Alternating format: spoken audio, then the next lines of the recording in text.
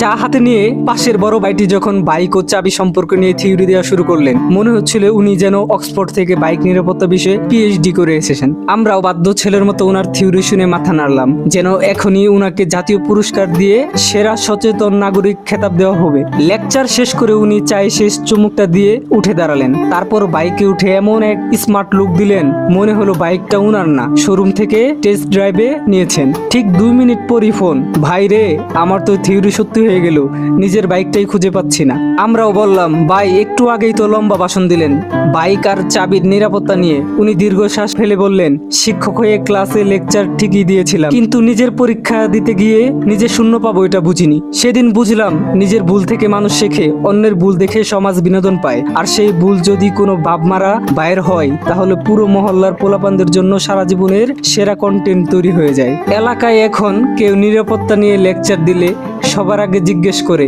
ভাই আপনার বাইকটা কাছে আছে তো? লে হালুয়া।